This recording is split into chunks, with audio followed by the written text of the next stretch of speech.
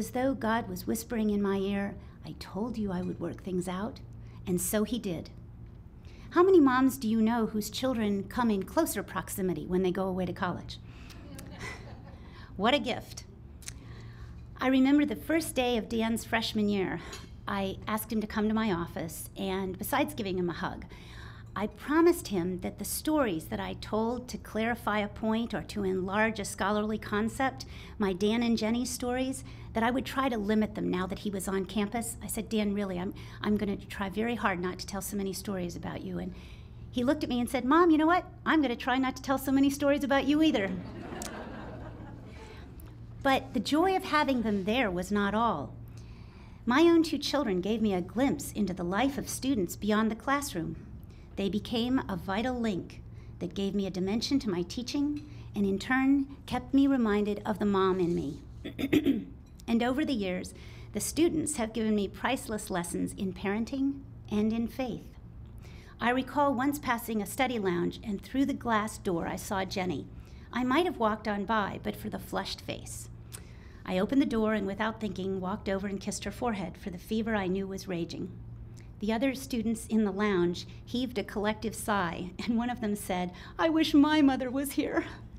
I went around to the other 4 or 5 and touched their foreheads, telling them that the semester was almost over and that they too would soon be home. The gift of our children's being nearby that had seemed so wondrous turned awful when it came time for Dan and Jenny to graduate. I hate commencement. For the life of me, I cannot understand why parents aren't more willing just to pay another year's tuition so I can enjoy their children. 18 to 22-year-olds are the best. They're full of hope, full of optimism. They want to right the wrongs, conquer the unknown, be successful, be happy, be needed, be loved. There's an 18-year-old in all of us, isn't there? It's not easy to be a Christian in many places today, including our universities, and the students who embrace their faith often leave me awed. Take Ben. His entire family drove the old station wagon 1,000 miles to bring Ben to college. Ben was kind of embarrassed, being surrounded by his gregarious siblings, and kind of eager to begin his new life as an undergraduate.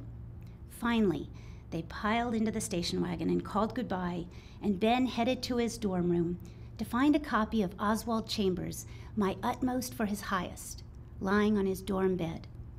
And it wasn't just any utmost for his highest, but the one his mom had been reading and praying over and writing in since the day Ben was born.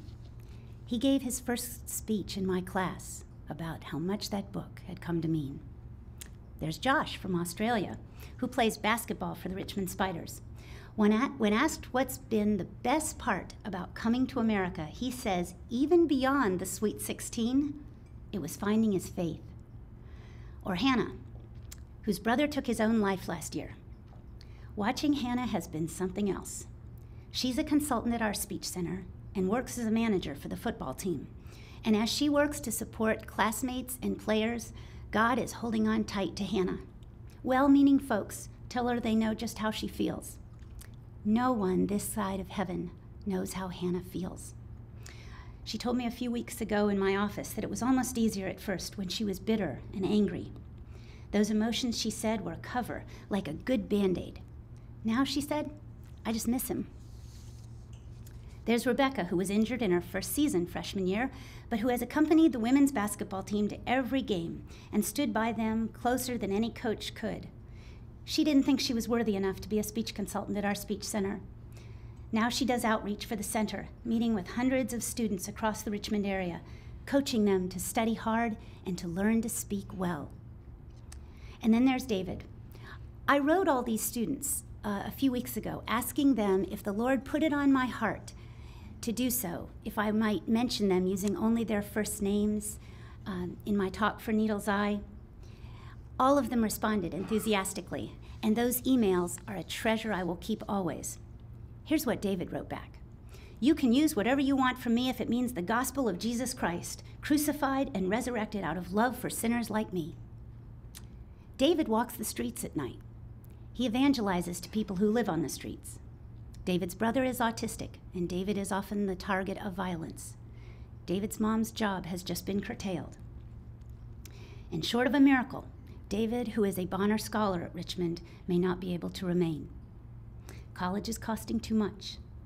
But he doesn't want to acquire too much debt because it will interfere with his plans to become a missionary upon graduation. None of these students came to Christ because it was easy. Jesus doesn't offer a way out, only a way through.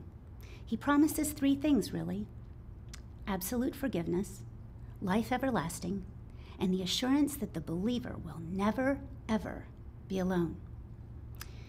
Jen Parham asked me to consider where I would be without my faith. In a word, lost. G.K. Chesterton wrote that when people don't believe in God, it's not that they believe in nothing. He says they believe in anything. The anything I might have believed in would have me saying things like, "Good luck. I used to believe in luck." Or, "I'm so proud of you," as though I had anything to do with it. I'd worry more than I do about life not being fair. God's grace in others might be construed by me as weak passivity. I still have a nasty habit of getting in God's way, thinking I can make things better instead of just listening. Listening is never just listening. I would probably think that having a conscience was enough, not realizing that the eternal part of God in each of us yearns for him. I'd be better at deceiving myself that when I take matters into my own hands, I'm not just making a mess of things.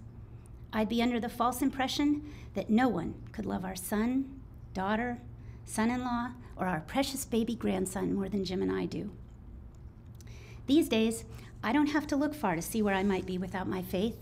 Our son is going through a season of intense doubt. He is running as fast as he can, trying to outdistance the hound of heaven. His skepticism is not the worst thing. It forces me to confront questions and realize that there are many things I do not understand. But if failing to understand was cause for abandonment, just imagine all that we would miss learning. There will always be skeptics. C.S. Lewis set out to prove there was no God and wrote some of the greatest books of faith ever. If what a dear friend and pastor told Jim years ago, that God meets us when we're at the end of our rope, then I'm praying for our son Dan a short rope.